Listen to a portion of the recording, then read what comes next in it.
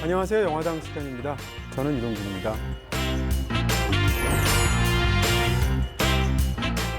안녕하십니까. 인간당 김준현입니다. 너무 평범하잖아요. 인간당이라고 하시면.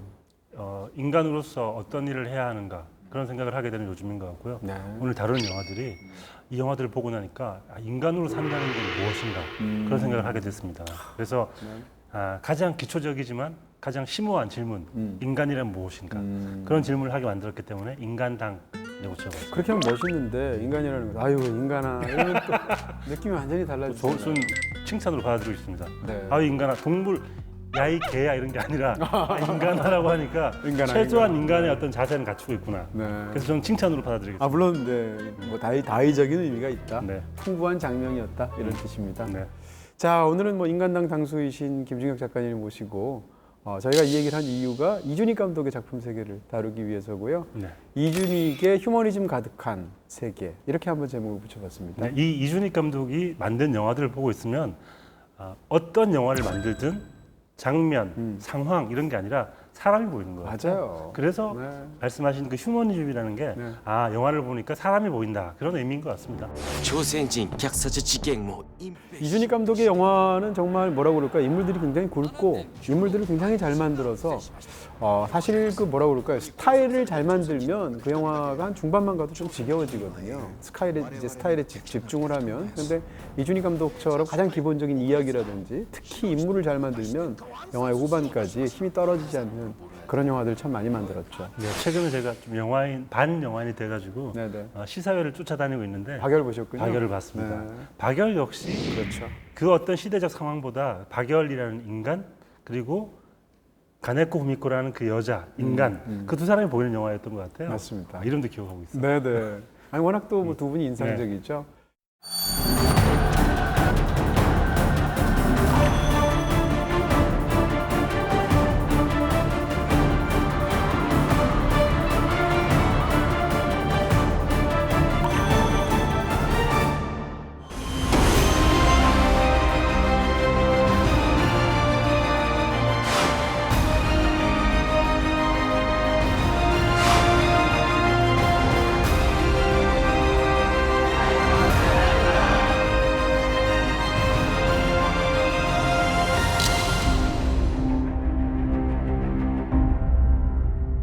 이준익 감독의 영화는 물론 최근에 박열 때문에 저희가 이걸 기획한 건 사실인데요.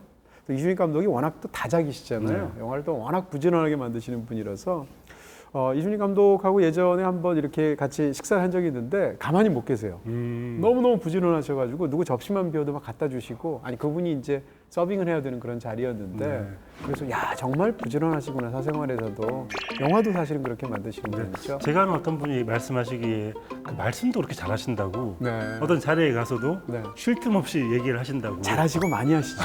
네네. 그런 면에서 굉장히 같이 있으면 즐거운. 저는 모든 게 부지런하시구나. 그렇습니다.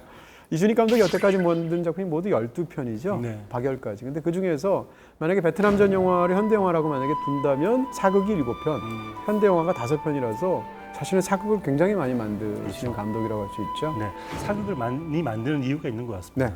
사극을 만든다는 것은 아주 적은 자료를 가지고 그 사람을 상상할 수 있는 그러네요. 여지 같은 게 있잖아요. 그래서 사람이 중심이기 때문에 그 사극 속에서 새로운 인물들을 창조하기 위한 방식으로 영화를 찍기 때문에 사극에 관심이 많은 게 아닌가 맞습니다. 그런 생각이 듭니다. 이준익 감독 영화를 한 편만 봐서는 그런 느낌이 잘 없는데 쫙 보다 보면 확실히 느껴지는 것은 이준익이라는 사람을 우리가 알 것만 같은 느낌이 있습니다. 그래서 어떻게 보면 모든 감독이 다 그렇겠지만 특히 이준익 감독의 영화는 이준익 감독의 뭐라고 그럴까요? 삶을 살아가는 어떤 태도 혹은 품성 그런 걸로 영화를 만드는 게 아닌가 싶을 정도로 있어서 영화가 항상 궁금하게 만드는 부분이 있고요. 또 한 가지는 이준익 감독 특유의 어떤 굉장히 비극적인 영화들조차 특유의 낙천성 같은 게 있어요.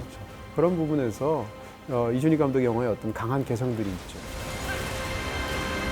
또 한 가지 얘기하고 싶은 건 모든 영화들이 이제 하고 싶은 말이 있는데 하고 싶은 말을 가장 쉽고 강하게 할 줄 아는 사람이 저는 이준익 감독이라고 생각하는 거예요. 그래서 이준익 감독 영화를 다 보고 나면 이 영화의 주제, 하고 싶은 말 이런 것을 한 줄 문장으로 다 뒤에서 강하게 주입받는 것 같은 느낌이 들 정도로 뭐라고 그럴까요? 메시지를 자연스럽게 이야기 속에 아주 쉽게 그리고 아주 우렁우렁한 목소리로 확신을 가지고 그렇게 전달하는 감독이라고 말할 수 있을 것 같습니다. 네.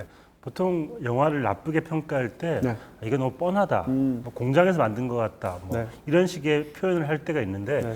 제가 보기에는 이준익 감독의 영화도 약간 그런 면이 있습니다.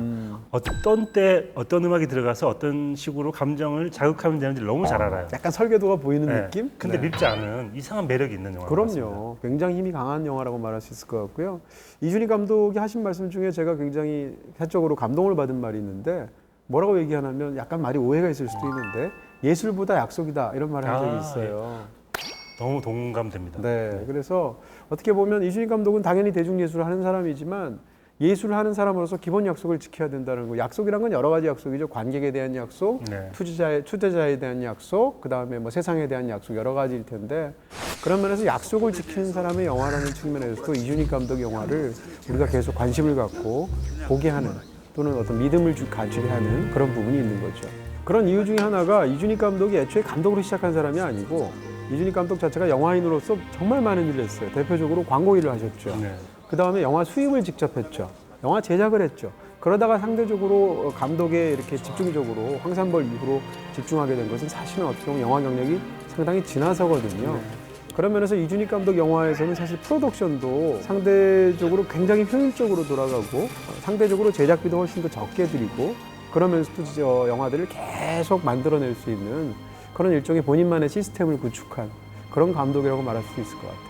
자, 그럼 그 중에서 오늘 이준익 감독 영화는 사실 좋은 영화들이 참 많아서 네. 이렇게 두세 편 고르기가 참 어려운데 오늘은 일부러 사극 하나, 현대극 하나 해서 황산벌, 라디오스타 두 편을 골랐고요. 저 최고로 웃긴 영화라고 생각하고 왔어요. 네. 네, 이준익 감독의 네. 최고 코미디. 그렇게 얘기할 수 있을 거예요.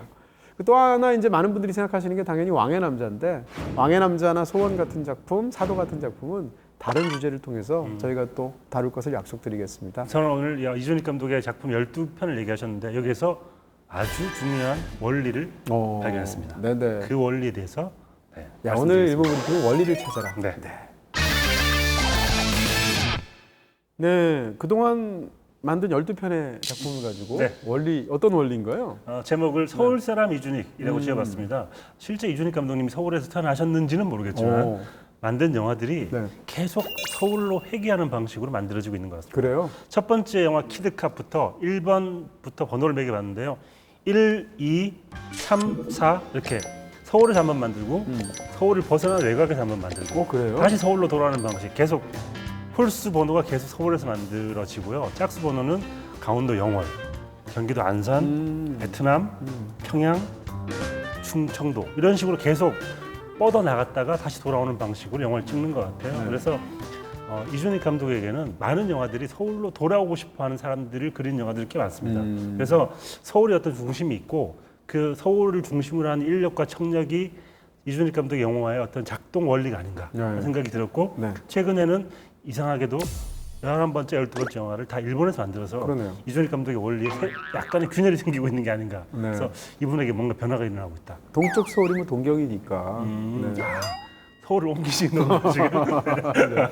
그렇게 볼 수 있겠군요. 네. 이런 방식으로 위치로서 이준익 감독의 영화를 설명할 수 있지 않을까 해서 제가 준비를 해봤습니다. 네. 또 이렇게 보니까 네. 굉장히 또 흥미로운 부분들이 있네요. 그러니까 흔히 뭐 이제 말은 제주로 보내고 사람은 서울로 보내라고 하는데 인물들이 다 좋은 그런 영화의 이유가 있군요. 그렇죠. 이젠 당신이 그립지 않죠. 보고 싶은 마음도 없죠. 사랑한 것도 잊혀가네요. 조용하게 이젠 유행살인데 사랑 따윈 져버렸는데 바보 같은 나 눈물이 날까. 자, 먼저 다룰 영화는 라디오스타입니다. 네. 이 영화는 진짜 텔레비전에서 진짜 많이 하지 않았습니까? 이 영화를 어제 보고요. 네. 어제 다시 또 보셨군요. 네, 보고 짜장면 먹고 왔습니다. 너무 먹고 싶죠. 네, 한국 영화 중에 짜장면을 부르는 몇 개 영화가 있는데 이 영화가 바로 보고 나면 바로 전화하게 됩니다. 주문하게 됩니다. 중국집 장씨를 불러가지고 심지어. 짜장면을 부르고 싶은. 네. 배달하시는 분을 진영해서 네. 짜장은 간짜장 돈 좀 있어 김민식 감독도 참 대단하다라고 생각하는 게 이 영화를 만든 게 왕의 남자 바로 다음 작품이에요. 그러니까 왕의 남자는 1000만이 넘은 영화지 않습니까? 그럼 보통 경우에는 그 다음 작품을 어떻게 보면 막 야심찬 엄청난 프로젝트를 할 것 같은데 이런 라디오스타를 만든단 말이죠. 근데 라디오스타 영화 너무 좋잖아요. 힘을 정말 어깨에 힘을 다 뺀 상태에서 몸을 릴렉스 한 다음에 만든 것 같은 그런 자유분방한 그 편안함 같은 게 느껴지는 영화죠. 꼬인 구석이 하나도 없는 영화인 것 같고 또 영화 속에 나오는 인물들이 그렇게 훌륭한 인물들이 아닐 수도 있는데도 그 인물들을 결국 사랑하게 만드는 그런 굉장히 좋은 작법의 영화라고 생각이 들고요. 인물이라는 측면에서 봤을 때 이 영화에서는 사실 최곤을 연기한 박중원 씨 그리고 그 매니저를 연기한 안성기 씨 두 사람이 투톱 영화라고 볼 수 있을 텐데 저는 그 안성기라는 배우가 국민 배우라고 이제 많이 이름을 부르는데 그럼 대표작이 뭐야? 라고 사람들이 얘기하는데 옛날 대표작 말고 최근의 대표작이 바로 이 영화가 아닐까 저는 생각이 들어요. 왜냐하면 안성기의 영화라는 생각이 드는데 모든 장면에서 이 이야기를 풀어주고 재밌게 했다가 느슨하게 만들었다가 다시 긴장을 주는 그 리듬을 저는 안성기 씨가 하는 것 같아요. 그렇습니다. 뭐 사실 안성기 씨 같은 경우에는 아역 스타였었고 그리고 또 이제 80년 이후 정도부터 이제 성인으로 다시 한국 영화계에 돌아왔을 때도 그 이후로 뭐 주연한 영화들이 얼마나 많아요. 그런 상황에서 제가 당시에 라디오스타를 보고 놀란 것은 뭔가 하면 그렇게 오랜 세월을 그렇게 많은 주연을 했는데 아직도 우리를 감동시킬 또 다른 캐릭터가 있다라는 측면에서 굉장히 이렇게 좋았던 느낌이 있었고요. 또 그다음에 이 영화에서의 그 순전히 너스레로 연기를 하는데 그 너스레 속에 어떤 깊은 슬픔 같은 게 깔려있는 그런 굉장히 인상적인 안성기 씨 아주 참 좋은 영화죠.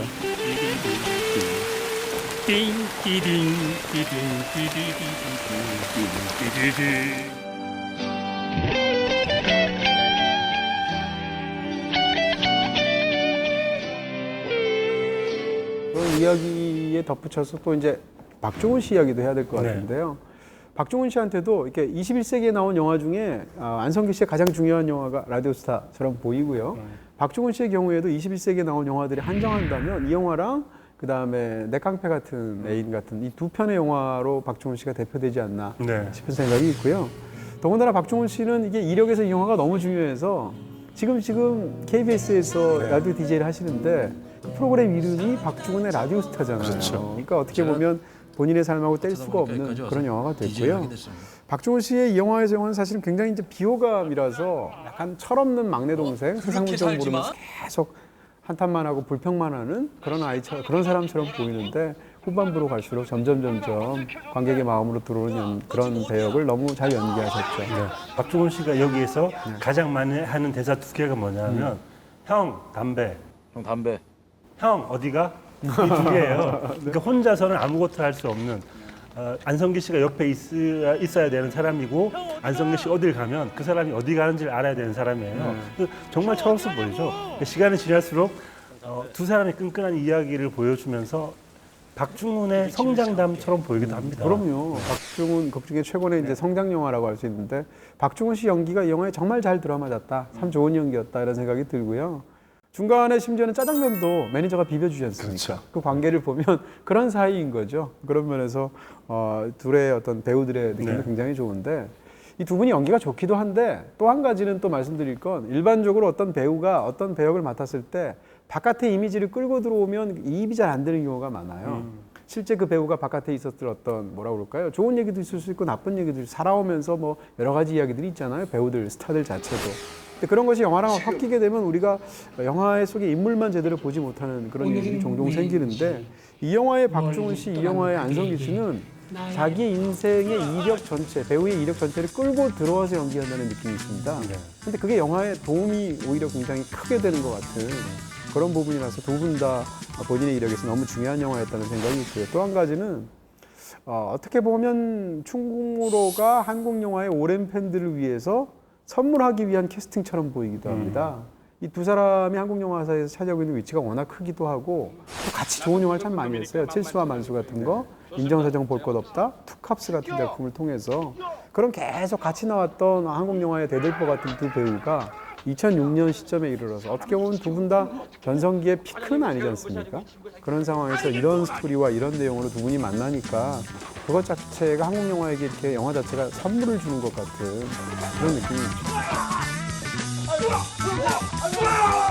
아주 작은 강원도 영월이라는 네. 동네에 한물간 스타 최곤이 가게 되어서 그 사람들과 어울리는 그 장면들이 많이 나오잖아요. 그 라디오를 통해서 교감을 하는 건데 처음에는 이제 46분쯤 지나면 청록다방 김양이라고 이제 일컬어지는 그 종업원이 라디오에 깜짝 게스트로 등장을 하면서부터 이야기가 갑자기 굉장히 슬퍼집니다. 이 사람의 이야기처럼 흘러가면서 그래서 그 장면에서 울지 않은 사람이 과연 있을까 싶을 정도로 그 장면에서 모든 사람들이 극장에서 펑펑 울었던 기억이 있었던 것 같아요. 근데 영화 전체의 맥락에서 봤을 때 이 전체 영화에서 한 46분쯤에 그 이야기를 배치한다는 게 굉장히 영리해 보이는 그리고 정말 영화의 흐름을 알고 인간의 감정을 잘 아는 감독이 아닌가라는 생각을 하게 되더라고요. 이준익 감독은 영화를 만들 때 항상 구조를 굉장히 중요시하고요. 네. 그런 식의 어떤 부분들이 중요하게 배치될 부분도 있었을 겁니다. 근데 이 영화에 담겨 있는 뭐라고 그럴까요? 약간 변두리 정서라고 해야 될까? 네. 약간 주변 정서 이런 좀 굉장히 따뜻한 휴머니즘이 서식하는 어떤 그런 시공간 같은 게 있을 텐데 일단 그 공간적인 배경으로 보면 영월이잖아요. 영월은 강원도에서도 중심은 아니잖아요. 그 영화 속에서 보면 이 방송국이 통폐합되기 바로 직전의 상황이라는 거. 그 다음에 거기에 라디오 DJ를 맡고 있는 인물은 한때는 너무 잘 나갔지만 지금 굉장히 퇴락한 그런 스타라는 거. 그 다음에 나오는 그 매체 자체가 텔레비전이 아니라 라디오라는 거. 트는 음반도 LP로 튼다는 거. 뭐 이런 식으로 이제 어떤 것들이 있고요. 출연하는 사람들도 뭐 짜장면을 배달하시는 분이라든지 차를 배달하시는 분이라든지 뭐 이런 분들이 이제 나오게 되잖아요. 그래서 영화 속에서 또 공간 자체도 재래시장이 나온다든지 이렇게 해서 공간적인 배경이나 영화가 다루고 있는 그런 이야기의 어떤 그런 핵심적인 정서 자체가 사람을 굉장히 이렇게 푸근하게 만들면서 그 자체로 굉장히 휴머니즘적인 시선들이 담겨 있죠. 2006년이라는 시점을 봤을 때 이 영화가 한국의 음악적으로도 굉장히 중요한 영화였던 것 같아요. 어떤? 노브레인이라는 네. 정말 걸출한 밴드가 카메오로 혹은 아주 중요한 조연으로 등장을 미스트 하면서 리버. 네, 네. 동강이라는 이름으로 나오는데 시작할 때 나오는 그 음악과 함께 강준석이라는 네네. 한국의 유엔미 블루라는 중요한 그룹의 멤버였던 분이 지금 음악 감독을 하고 있는 거잖아요. 중간에 유엔미 블루의 노래가 잠깐 나오기도 하는데 그래서 유엔미 블루 그리고 노브레인이 등장하는 아주 중요한 음악적 스타 두 사람이 등장하는 영화로 보이기도 합니다. 그렇게 볼 수도 있겠네요. 이젠 괜찮은데 사랑 따윈 쳐버렸는데 바보 같잖아. 저는 이제 이 최곤이 항상 자기 얘기하는 게 1988년 얘기지 않습니까? 네. 1988년 가수왕이라는 건데 1988년이 굉장히 중요한 의미가 있어요. 88년도라는 것은 한국의 현대사에서 뭐라고 그럴까요? 어떤 개발 논리, 속도전, 효율 이런 것에 대한 어떤 대중의 욕망이 가장 극에 달했던 시대. 모두가 막 굉장히 마음이 바쁘면서 보다 빨리 뭐 부를 축적하고 싶어하고 나라 자체도 국부를 축적하고 싶어하고 그런 욕망이 극에 달했던 시대거든요. 그때 가수왕인 거예요. 그러다가 이제 2006년 시점이 되면 경우가 굉장히 다르지 않습니까? 그렇죠. 그런 측면에서 보면 이 이야기 자체가 한국 사회에 대한 어떤 약간의 코멘트 같은 것을 깔고 있는 것처럼 보이기도 하고요. 그 속에서 잃어버렸던 것들, 뭐 이런 것들을 어떻게 보면 최곤의 뒤늦은 성장담을 통해서 보여주고 있는 영화처럼 보이기도 해요. 빅스타? 아주 지가 무슨 조용필인 줄 알아요. 저도 라디오 DJ를 하고 있는데 이렇게 하면 큰일 나거든요. 막 싸운다고 시그널이 나가는데 막 DJ가 밖에 나간다든지. 그렇죠. 후배하고 전화하다 욕을 한다든지. 글쎄 말이에요. 이렇게 되면 큰일 납니다. 근데 어쨌건 이게 영화의 설정상으로는 굉장히 흥미로운 부분이 있고 방송 내용 봐도 이제 유머러스한 부분이 많아서 워낙 시골 방송이다 보니까 할머니들이 이제 고스톱을 치는데 고스톱도 룰 때문에 굉장히 많이 지역마다 싸우잖아요. 다 다르고. 그렇죠. 네. 연결을 시켜드릴게요. 네, 박민수 박사님. 그 88 올림픽 아시죠? 그 88 올림픽 이후로 막판슬 완전히 없어졌거든요. 맞아요? 동네마다 다 틀려. 무슨 애 양반? 근데 그런 면에서 굉장히 재밌는 할아버지. 부분이 있고 또 할아버지가 서울까지 이제 이게 지방 가서 안 방송이니까 되거든요. 서울엔 안 들립니다 이 방송하니까 내가 크게 말하면 되지 않느냐라고 한다든지 이런 식의 어떤 방송에서의 아기자기한 그런 유머 에피소드들이 푸근하죠. 억지스럽지 않고. 난 괜찮다. 스타와 매니저의 역할 그리고 한 사람은 어쩌면 두 사람이 주종 관계처럼 보일 정도로 심한 관계처럼 보이는데 뒤에 가면 그런 식의 대사가 나옵니다. 안성기 씨가 진짜 별 생각 없이 이야기를 하는 것처럼 동강 보이는데 말이다. 이게 동쪽으로 흘러서 동강이냐 아니면 동쪽에서 시작해서 동강이냐. 이 영화는 저는 방향에 대한 영화인 것 같아요. 한쪽으로 흘러갔던 관계 방향이 반대로 흐르기도 해서 술병자리야. 감동을 주는 영화였던 것 같아요. 그래서 또 천문학 그 관에서 별에 대한 이야기도 유명한 대사 있잖아요. 자기 혼자 빛나는 별은 거의 없어. 다 빛을 받아서 반사하는 거야. 방향에 대한 걸 잘 설명해 주면서 어떤 마지막에 뭉클한 감동을 주었던 게 아닌가 생각이 듭니다. 그렇습니다. 이 두 사람은 단순히 어떻게 보면 약간 주종 관계처럼 보일 수도 있지만 반드시 그렇지 않다는 거고요. 어떤 그 두 인물의 딜레마를 굉장히 인간적으로 잘 보여줍니다. 최곤이라는 인물의 딜레마는 뭔가 하면 그 술 취해서 PD가 약간 그건 비슷하게 말을 하는데 차라리 그때 은퇴를 했으면 전설로라도 남았을 거 아니야. 그게 이제 딜레마의 핵심인 거죠. 근데 삶이라는 게 정점에서 이렇게 딱 사라져주면 좋지만 사실 생계라는 것을 표하면서 인생이 정말 긴데 그럴 수가 없잖아요. 그랬을 때 최곤이라는 너무 일찍 스포트라이트를 받았던 스타의 딜레마가 있을 것입니다. 또 한 가지 딜레마는 이제 박민수 매니저의 딜레마인데 이 딜레마도 역시 똑같이 DJ가 얘기하죠. 아저씨 가족 없어요? 왜 가족을 두고 여기 와서 이 사람한테 이렇게 수십 년간 메인 삶을 사는가라는 또 어떤 삶의 딜레마가, 관계의 딜레마가 있을 거예요. 그래서 이 두 가지 문제를 사실은 어떻게 보면 스타와 매니저에 관한 이야기를 통해서 아주 인간적으로 잘 풀어내고 있죠.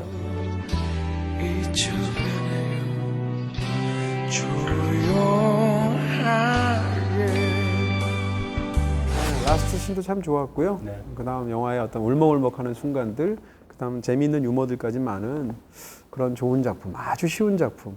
좋은 작품이라고 반드시 어렵게 꼴 필요가 없다는 걸 보여주는 그런 아주 쉬운 영화가 아니었나 싶습니다.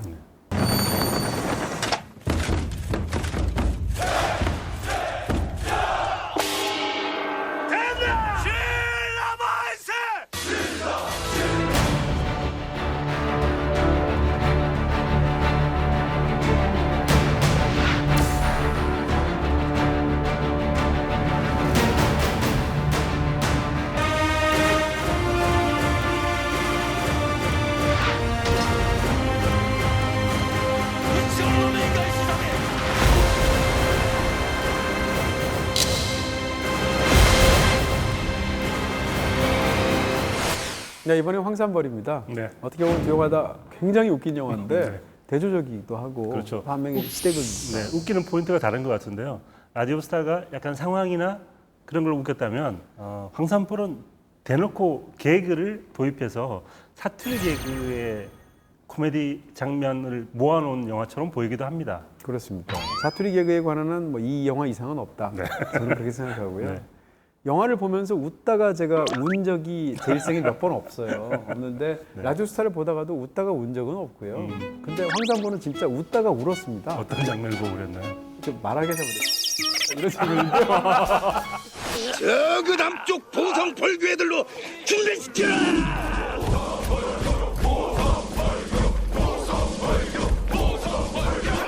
뭘 보다가 이 눈가를 뽑아갖고 눈구녕에다 당나고 때가리를 수작 박아볼란 게 이. 그들 대갑바에 깃발을 그 대결? 그게 너무 웃겨가지고 울었던 기억이 진짜 지금까지 생생합니다. 근데 이거를 이제 챕터를 나눠 놓으셨는데 이준익 감독이 탐색전, 뭐 심리전 이렇게 그렇죠. 네. 이게 어떤 식으로 구성이 되는지를 너무너무 선명하게 보여주고 자, 요 챕터는 요렇게 웃길 거야. 이 챕터는 이렇게 웃길 거야. 라고 이렇게 큰 그림을 보여주시는 것 같아요. 그래서 보고 있으면 기대를 하게 됩니다. 마치 심하게 얘기하면 개콘의 코너 하나하나씩을 보는 것 같은 느낌까지 있을 정도로 영화가 그렇게 구성이 돼 있는 것 같아요. 언어적인 부분에 있어서 이제 뉘앙스가 너무 재밌는데 표준발이 안 나오지 않습니까? 아무리 사극이라고 그래도. 그리고 이제 영화에서 나오게 되는 건 다 방언들이 나오게 되는데 뭐 전라도 사투리, 경상도 사투리, 그다음 고구려에서 쓰게 되는 평안도 사투리, 심지어는 이제 당나라 사람들이 쓰게 되는 중국어까지 이렇게 해서 섞이는 그 언어 유희들이 굉장히 재미있고요. 전라도 사투리 할 때 사실 뭐 온 국민들이 그런 농담들 한두 개씩 다 알지만 그걸 너무 잘 집어넣은 거예요. 거시기 머시기 가지고. 예를 들면 이제 신라의 스파이가 가서 몰래 전략 회의를 듣게 되는데 계백 장군이 중요한 사항을 얘기하는 거죠. 그러니까 이번 여구 황산벌 전투에서 우리의 전략 전술적인 거시기는 한마디로 머시기 할 때 거정 갑옷을 거시기 한다. 바로 요거요. 그 얘기를 듣고 도무지 이게 무슨 말인지를 몰라서 암호 해독관을 부르죠. 그렇죠. 도별 보시겠습니다. 개배기가 한 말 중에는 무시기 할 때 그정 갑옷을 거시기 한다. 에서의 무시기와 거시기는 이건 죽어도 모르겠습니다. 억울합니다. 지가에 아무래도 20년에 이런 고난도 없는 알 수가 없어요. 왜냐하면 그 맥락을 다 알고 있는 사람만이 알 수 있는 거시기이기 때문에. 그렇죠. 이게 또 이 용례가 이 영화에 따른 126만 가지라는 거예요. 그런 측면에서 그런 말들을 갖고 이제 노는 부분들, 이런 유희 같은 것이 너무 이제 영화에서 재밌게 잘 드러나서 네. 대단하다 이런 생각을 네. 했죠. 언어적인 반전 같은 게 있는 게 김유신이 처음으로 등장할 때도 김춘추가 처음으로 막 멋있게 막 얘기를 하죠. 막 얘기하는데 처음으로 하는 게 뭐냐면 와요 라고 부르고 사투리로 물어보는데 우리가 전혀 생각하지 못했던 근엄한 어떤 캐릭터라고 생각을 했었는데 갑자기 사투리로 왜 그러느냐 이렇게 얘기를 하는 순간 뭔가 확 깨는 부분이 있잖아요. 이 영화는 거의 모든 장면들이 그렇게 말의 반전 같은 걸로 이야기를 뒤집는 것 같아요. 그렇습니다. 계백이 처음 의자왕과 얘기를 나눌 때도 이상한 관계 속에서 주고받는 대화가 전혀 왕과 장수의 느낌이 아니잖아요. 그런 데서 오는 재미, 이런 게 이 황산벌의 큰 재미인 것 같아요. 그렇습니다. 사실 어떻게 보면 우리 이제 역사에 나와 있는 위인들이 사투리를 썼을 것이라고 생각을 안 하게 되는데 그런 어떤 언어적인 상상력을 굉장히 잘 풀어낸 케이스고 또 이제 배우의 용인술도 굉장히 흥미로워서 네. 사실 이 영화에 등장하는 사람 중에 코미디 연기를 제일 잘하는 사람 하면 누구겠습니까? 박중훈 씨일 텐데 박중훈 씨 같은 어떻게 보면 코미디 천재를 불러다 놓고 이 영화에서는 코미디를 전혀 안 시키고 있잖아요. 그리고 이 박중훈 씨가 이제 계백 장군, 그 다음에 신라의 김신 장군을 정진영 씨. 정진영 씨는 시종일관 깐죽거리는 말투를 하는데 왜냐하면 모든 것을 다 아는 사람의 냉소주의와 깐죽거리는 현실인식 같은 것이 거기 있고 그러면서 또 이 김윤신도 굉장히 비극적인 캐릭터죠. 왜냐하면 모든 걸 다 알지만 어찌할 수 없는 부분들이 있는 거죠. 역학관계라든지 이런 부분에 있어서. 이런 두 가지 축을 세운 다음에 영화에서 정말 재밌는 부분들은 이제 이문식 씨를 비롯한 일반 병사들이 만들어내거든요. 그래서 배우들을 활용하는 방식도 굉장히 흥미로운 구성이 있죠.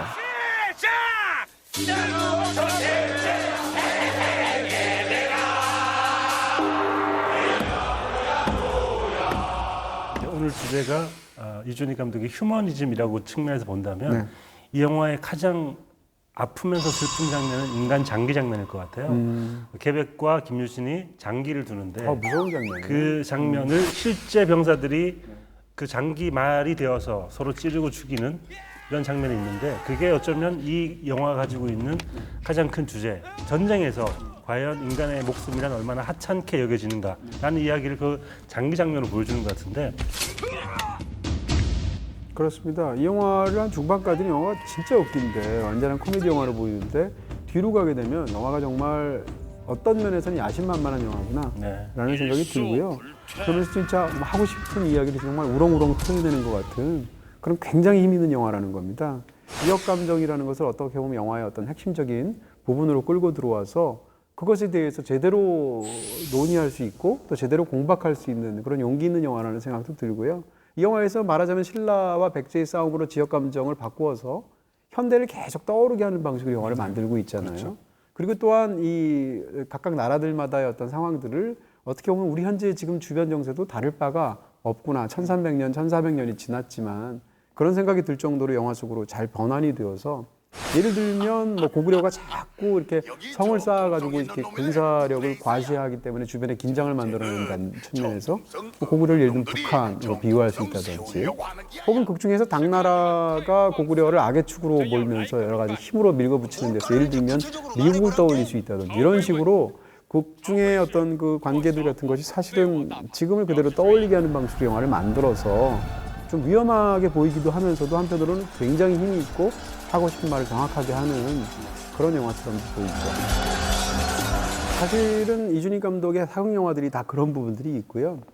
계백이라는 인물은 어떻게 보면 이 썩어 빠진 세상에서 정말 죽어버리자 이렇게 극중의 대사로 나오게 되는데 어떻게 보면 장렬한 허무주의적인 인물이라고 말할 수 있고 반면에 김효신은 굉장히 냉철한 이식을 갖고 있는 현실주의자라고 말할 수도 있을 텐데 이 둘 관계 속에서 이제 벌어지는 이야기도 흥미롭고요. 네. 이 영화에서 사실상 감독이 하고 싶은 이야기의 상당수는 김유신의 대사로 표현이 되어 있죠. 그래서 인상적인 부분들이 굉장히 많아요. 예를 들어서 전쟁은 알아도 정치는 머린데. 세상은 강한 자가 살아남는 게 아니라 살아남는 자가 강한 게야.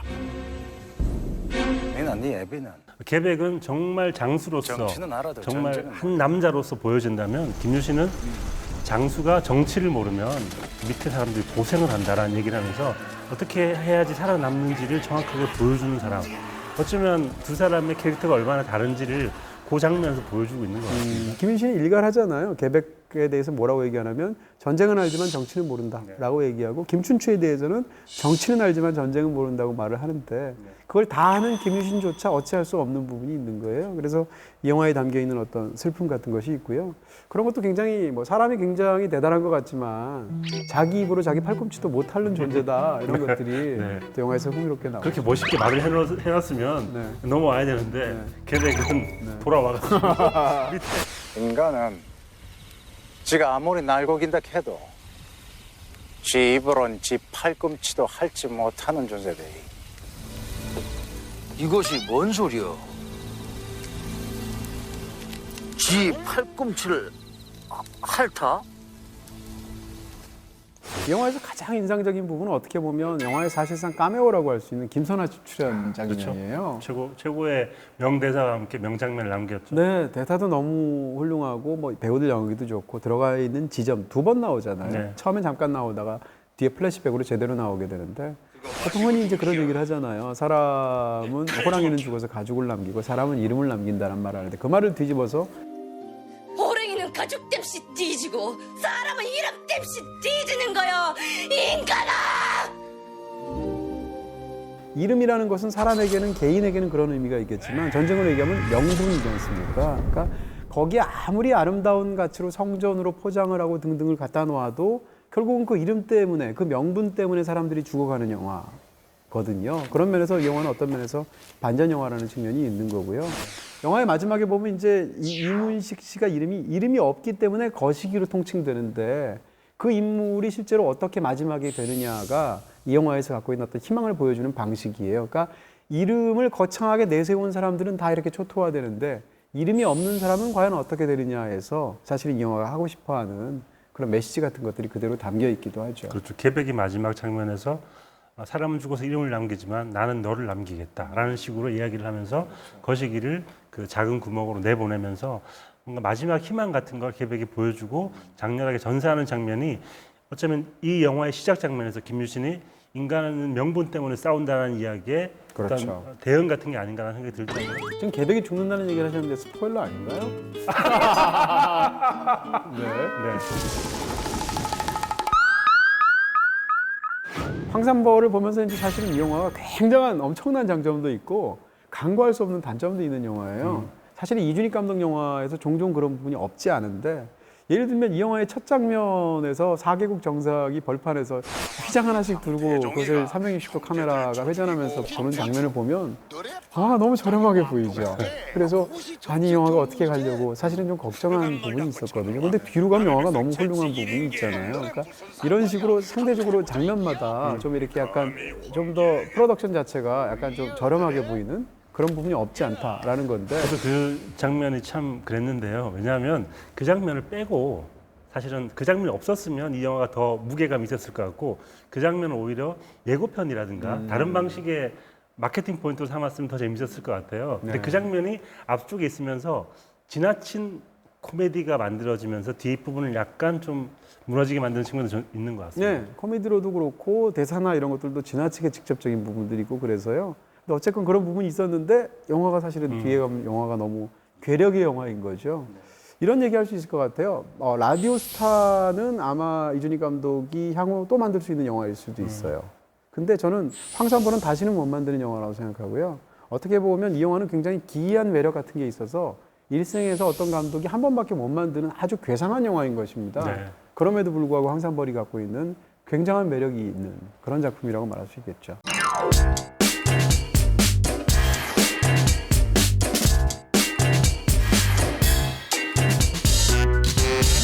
자, 두 편 중에서 좋은 영화를 더 좋아하시는 영화를 골라야 할 시간입니다. 네, 이번에 두 편을 다시 보니까 둘 다 말씀하신 것처럼 특유의 매력 같은 게 있는데 저는 라디오스타를 조금 더 좋아하는 것 같아요. 그래서 라디오스타 가지고 있는 그 긍정 그리고 유쾌함 이런 것들을 너무 좋아하는 것 같고요.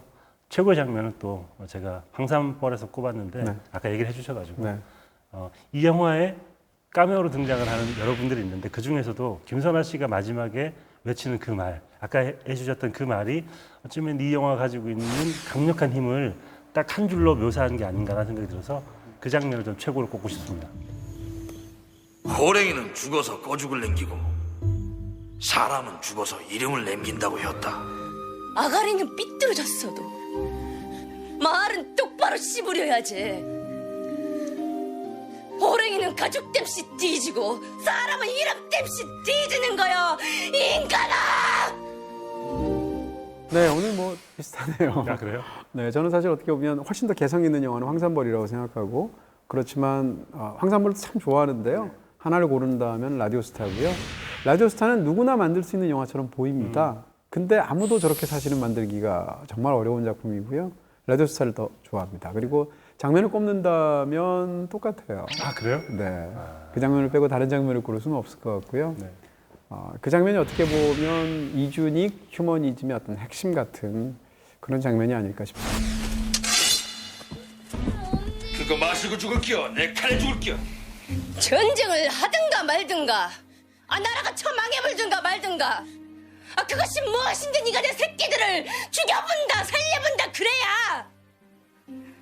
누구 에비에미가 살았어. 누구 에비에미도 이라고 죽여볼라냐.